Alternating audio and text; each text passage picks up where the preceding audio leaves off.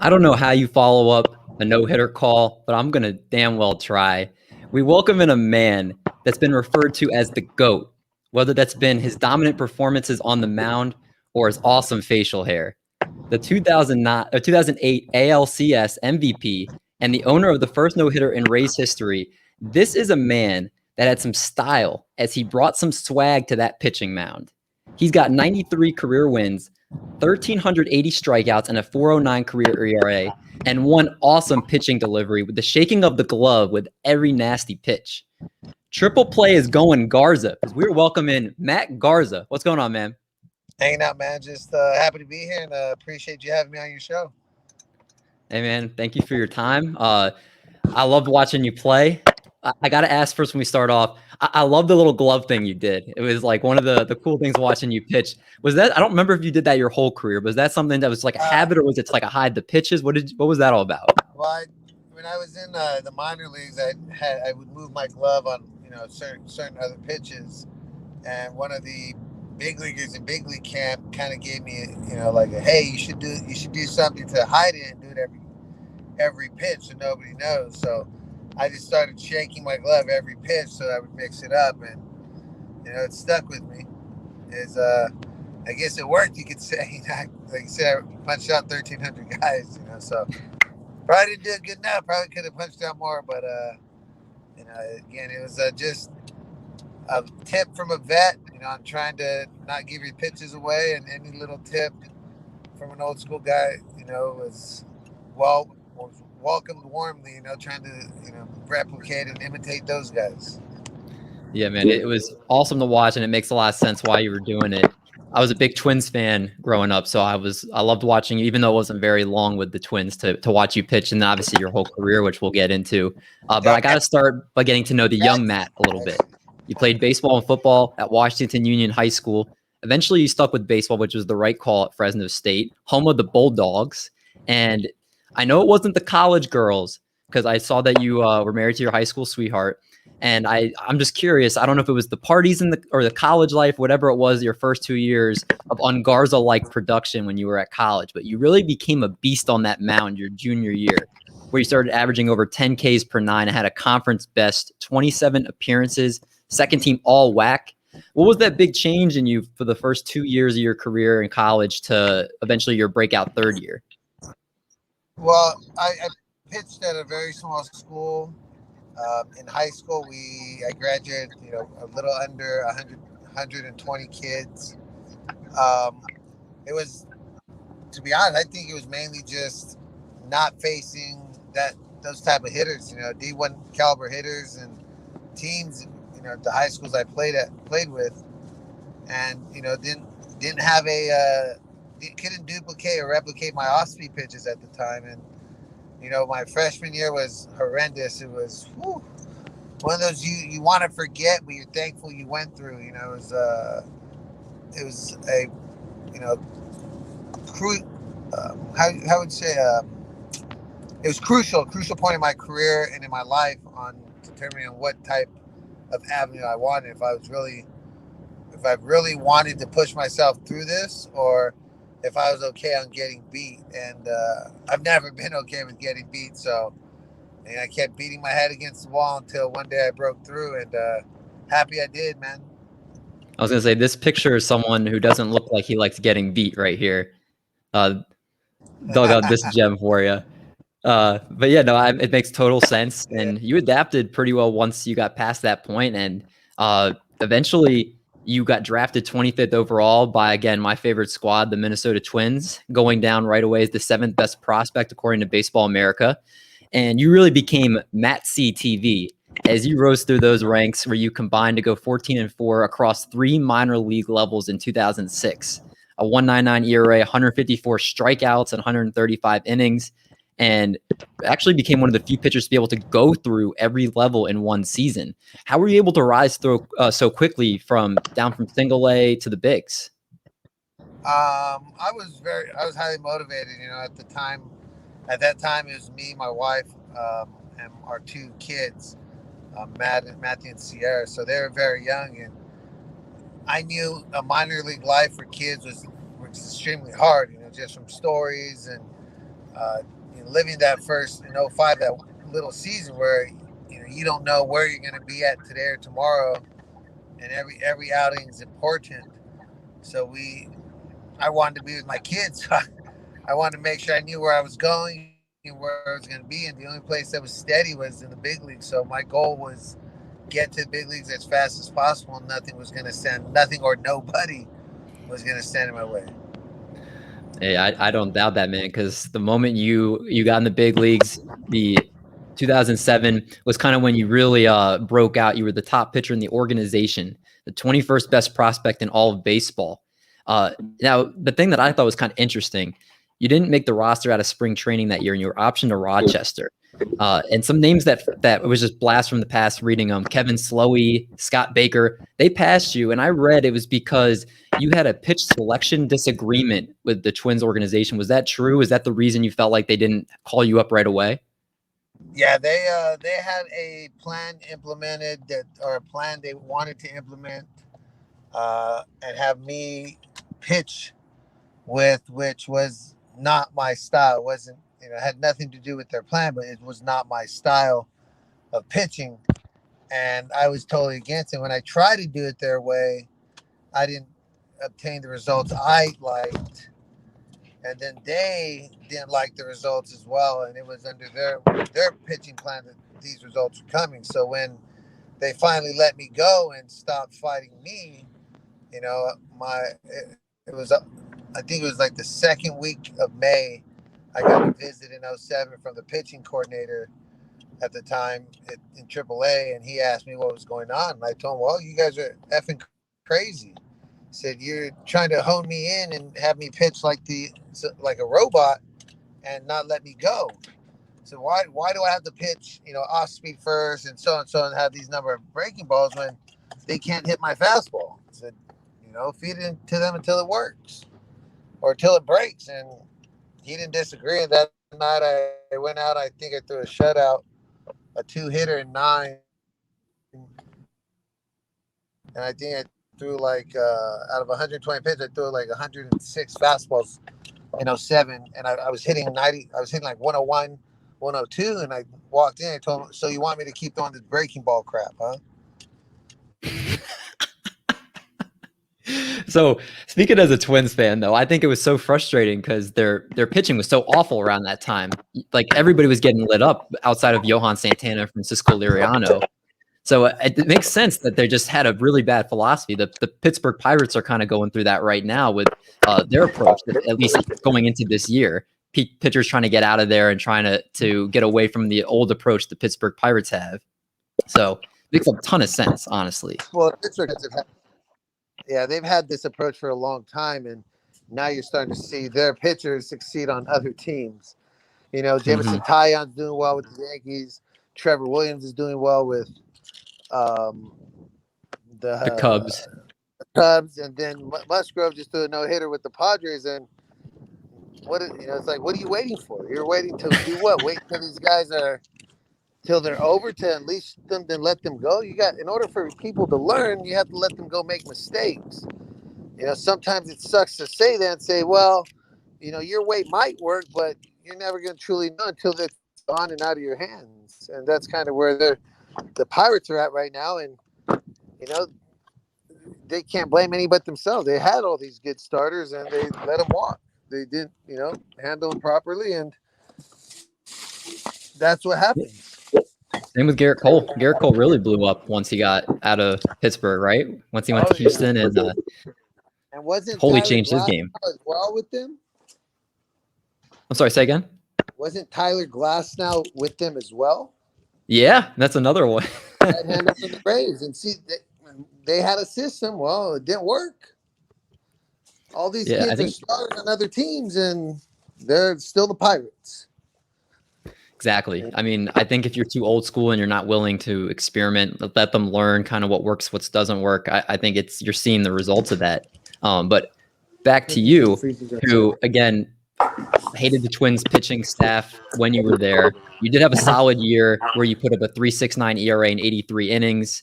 You were selected to the All-Stars Future Game, the first Twins pitcher to bat in the American League since Allen Anderson in '89. And then you were traded to the Rays. You and Bartlett for Delman. Yeah, that whole trade. Bartlett for Delman Young, Jason Pretty, Brendan Harris. Matt, look, I know we've known each other for 10 minutes, so I feel like I can be honest with you. At the time, I was kind of happy about the trade because our hitting was so bad. But you quickly made me just slam my head on the desk. I was like, how did we let Matt go? What was going down with you in the trade? Like, did you hear about it like from anybody, or was it kind of a surprise? No, it was pretty funny because when Bill Smith took over, I was sitting in a car with another player, and we were just coming back from hanging out, out in some country land. And I knew Bill Smith, I knew him a little bit, but I knew he didn't care for me because he was the one who was voicing an opinion about what I didn't like, how I didn't like their protocol or this and that. And this was at the end of 2007 because Terry Ryan just stepped down and Bill Smith took over. And I told my buddy sitting next to me who was driving, I said, dude, watch. I'm going to get traded to the worst team in the league. I said, who? I said, Tampa Bay Devil Rays. You watch. I said, just because this guy doesn't like me. And 2 months later, I get a call from Lavelle O'Neal telling me, hey, dude, this is about to go down. What do you know about it? I'm like, what? So he contacted me first, and then I reached out to my agent saying, hey, bro, what's this about? And, the ball rolled, and, I ended up at Tampa Bay Ray, and it couldn't have been happier, man. It was at first I was like, but you know what? It was an opportunity to start. They weren't questioning my abilities. They weren't questioning my pitching style, my mentality. They kind of just said, here, go, be you. And if it screws up, you'll learn, So that's all I ever asked was, you draft me first overall for a reason in your organization. And then you put the handcuffs on somebody and say, don't be you. And then, you let them go. You send them to somewhere else thinking they're a bad apple or they're not going to fit. And then they blossom. And that's, that's some of the things that happen. Like I said, it was fortunate for me. It's a blessing. And I'm very thankful for that moment. And couldn't have painted it any better, And Delman Young is a real, really good friend of mine. So we were chatting it up the whole time, like, bro, what the heck? So I actually ended up moving into Delman's place when I got traded over there. Oh wow! Okay, that's how close we were. Delman, I'll just stay at your house. I mean, pretty crazy. You definitely got the better end. I mean, you're with obviously better weather down in Florida, and it sounds like obviously a better just organization in general. I think many people could tell the Twins organization was just plain trash, and I'm glad you got out of there. Everybody hated Bill Smith, and he didn't last very long there. So Twins are a very respectable organization. They're good. But what makes them good is they're disciplined into their beliefs and their system. Right. And I just, some players just don't fit systems, and I felt I was one of those players. I didn't fit that system, and it's okay. You'll fit some systems, and the Rays, I fit their system, and it, blossomed. Just like some of these guys, like I've been mentioning earlier, they just didn't fit the system, and now they're blossoming. The systems they're in, and it's interesting how this game works. For sure, and I mean, again, once you got down in Tampa, really started blossoming, like we were saying, 11-9, 3.70 ERA. You were the ALCS MVP, and I'm going to say this if no one's ever said it before. You became Matty Daddy to those Boston hitters, man. In the 2 starts in the ALCS, you just had under a 2 ERA, just made them look silly. You're on that big stage showing why you're valuable. What was that all like for you? Oh, it's fun, man. I never when I pitch, I never thought of it like that. I always thought of just being in that moment, enjoying it, and winning. Always trying to win the ball game when you're out there, or do what you can when you're in the dugout. And when it's under the lights and the pressure's on, that's when it's a lot more fun because there's a lot more to lose. And in those moments, you never forget and you never let go. And you just, like you said, it's just you just enjoy them. And I really can't explain it. You just, everybody says you have to have another level, and if you can get to that level, it's a fun time, man. Oh yeah, and you just brought the energy. I loved watching you pitch. Now everybody brings up your no hitter, but people don't talk about that you had a perfect game through 6 one time, and you gave up 1 hit in that game. A home run to who? Hanley Ramirez. Yep. That 1 home run was the only hit you allowed. You had 10 Ks. Do you think you actually had a better start that game than you did with the actual no hitter? Oh, I don't know, man. I felt better that day when Hanley hit that slider out, but I'd like, hey, it just falls. I had another one. I had a no hitter through 7 with 2 outs, and what was his name? Chris Johnson hits a fastball out into left center, and Aaron Harang had a 1-hitter going that day as well. So I've had some pretty cool outings with guys doing similar things. My no hitter, our guys didn't get a hit till the 4th against Scherzer. So or the 6th. I'm sorry, the 6th against Scherzer. So I've been lucky on those ends. Some guys were throwing just as well, and I just got one guy was in one spot, or one guy was not in the right spot kind of day. So you just thank your lucky stars that those guys were in those spots, and you were able to enjoy that no hit moment, man. It was but that no hitter in that Florida game, I felt way better in that Florida game. Do you remember in the Tigers no hitter who was the one guy that walked? Brandon Bosch. Look at that memory, man. These are pulling some names. It was 3-2 curveball. Do you remember if it was a borderline, or did you completely miss? No, it was down. I wanted him. I thought he'd swing at it because he swung at all the other stuff, and he watched that one, and I was surprised. And right after, and if I didn't walk him, Longoria doesn't hug the line and doesn't snag that grounder by Ryan Rayburn. Man, look, I feel like it's definitely every pitcher remembers their no hitters, like every detail about it. So that's actually pretty awesome. So I know everybody talks about the emotions, but actually in the game, what's happening, I think is kind of more interesting to me. Yeah, I was emotions. I was usually more. I didn't let the happy moments. I didn't really let myself enjoy the happy moments till after. And then I really couldn't hide the pissed off moments too well either. Man, I mean, again, obviously that was just another accolade to add to your resume that you were building. You eventually make stops after the Rays to the Cubs, the Rangers, and then you finish your career out in Milwaukee. You sign a 4-year, $50 million guaranteed deal up to as much as 5 for 67.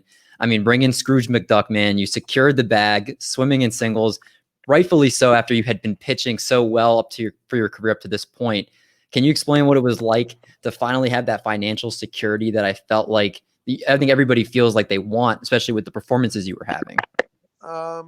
It was cool. It was more of just finding a place to play and a home to fit. And, I was just trying to chase the years playing, just enjoying my time up there. And whether it was the Brewers, the Angels, the Cubs, the Rangers, the money's dope. The money's cool, but it wasn't really it wasn't per se like leading the charge. It was more of where I felt it fit. I had a really good friend in Madison, and he's one of my best friends and really good hunting buddy. So it was only an hour and a half away. It made a lot of sense to go hang out in Milwaukee for 4 years, man. Play baseball and go hang out with my buddy for 4 years. So it was for me, it wasn't always about that. Family was always set, always secure, and I made sure that on what we did as a team, my wife and I, and but yeah, it was mainly to see where I fit and where I would enjoy playing. How was the shoulder? Because I know obviously your career was a little shorter than you would have liked because of the torn labrum. Is that good? Yeah, it's healed. It's cool. Coaching and training some college and high school kids. And every now and again you get hair on your back. You want to go throw, and then you go throw, and you realize that you're 37, about to be 38. So what are you topping out at right now? I think I'm usually topping things with whipped cream and sprinkles. So that's usually where it's at, man. Hey, I love that answer. I mean, again, You don't need to worry about throwing more and anything about messing up with your shoulder. So the last couple things I want to ask you before we finish up here. I'm really big into looking at guys' arsenals and kind of some analytics. Obviously, that's kind of taken the place in baseball right now. So you can correct me if I have your arsenal wrong here. You threw a 2-seam fastball around 90 to 92 miles an hour, 4-seamer that topped out about 95. You also had a big breaking ball that ranged anywhere from like 72 to 77, and that hard slider that you threw, that hard tight slider in the mid 80s. The changeup though was the occasional pitch only to lefties. Is that right? I threw it to righties sometimes. It just looked like a slower fastball. It didn't really have a huge differential, and never could figure out how to take that velocity off the changeup. So I would just throw it like a fastball or try to find a 2-seam changeup that had little movement. But yeah, that's about it. You and your slider was obviously your go-to strikeout pitch, right? When you would, whether it was late in the count or you were just trying to keep hitters off balance. Yeah, it was a useful weapon. It's something I would consistently be able to place over. Same with the curveball, and just varied from hitter to hitter. And now I know it's a big curveball era right now. You know, playing with the analytics on spin rates and playing with eyes and everything like you're supposed to. But yeah, slider was a good strong pitch for me, especially against righties and down and on against lefties. But curveball was more of my velocity timing disruptor, you know, with the slow break on it, really helped me utilize my fastball. Yeah, you think you would have used analytics more if like you were still playing right now? Like I'm looking at your page right now because they have the last 3 years of your career where I can look at least for some of the stuff here. Like your slider was still crazy unhittable. It had a 196 expected batting average against. You got almost a 40% whiff rate on it. If you could have access to that type of information, do you think you would have used that in your game? Oh, we had it when in 15, 16, 17, we had it. It was available to us. I'm not a huge fan because I think you have to be able to know what you're, not just the numbers and understand the spin rate, but you have to know what you're trying to accomplish at that point when you're making these pitches and the purpose behind it. You know, I still watch a lot of baseball and I'm a huge fan.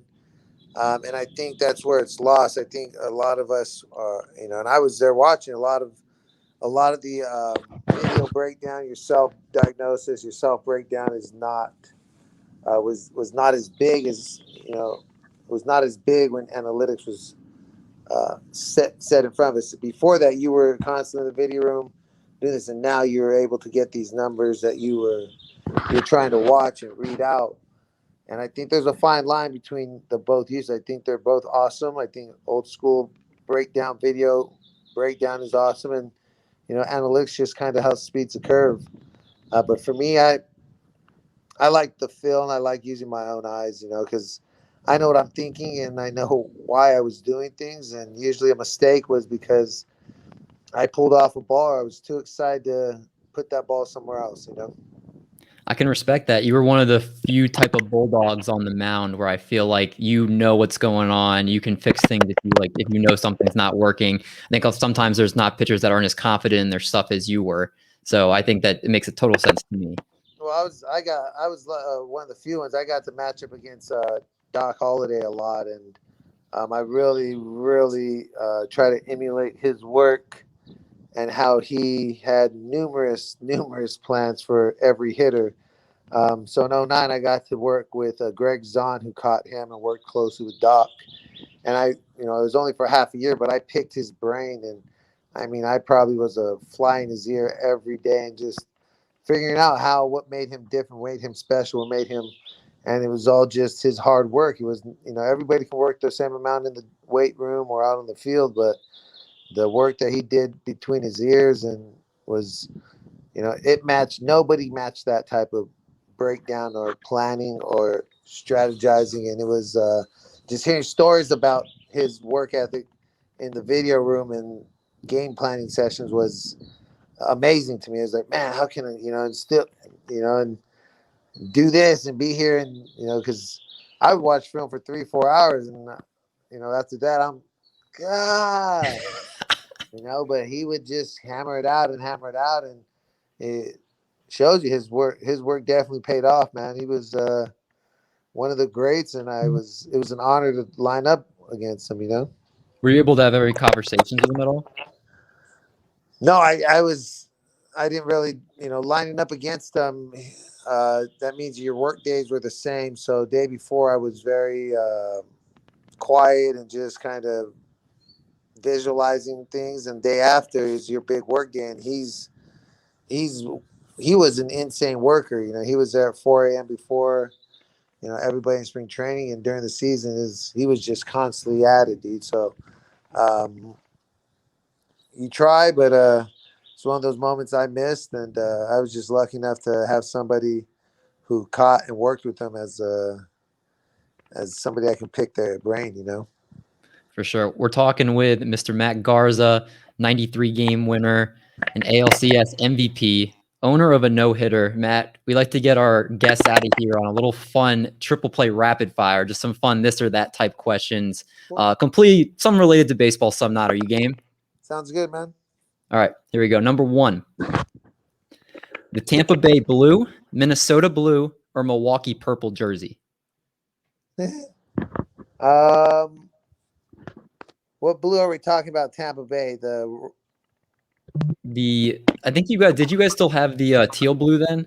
Yeah, we had the baby blue, but I'm more about I'd go the Minnesota blue. Okay. I like it. I like the baby. Wasn't a big fan of the baby blue. All right. What about, would you rather have a 7-inning start with 1 earned run and 3 strikeouts, or a 6-inning start with 2 earned runs and 10 strikeouts? I'm going 7. I got to eat the innings for the club, man. Team player. I like it. Eat broccoli with every meal, or watch an episode of Keeping Up with the Kardashians every day? I like broccoli, so I'll take it every meal. I like it. Cut your facial hair or wear braces for a month? Oof. I don't know. I'll cut my facial. He'll be back in like 3 days. It grows back that quick? Yeah. I don't know if you know this. This is like about a month right now for me. I shaved like 2 days ago. Okay. So, I like that you still kept the goatee. I like it. Yeah, I'll still be back. So. All right. Talk to your past self or your future self? Talk to my past self. Any good advice you give them? Yeah, don't be so stubborn. All right, I got a few more for you. If you could take any pitcher's best pitch and add it to your arsenal, whose would it be? Mariano Rivera's cutter. That's a good answer.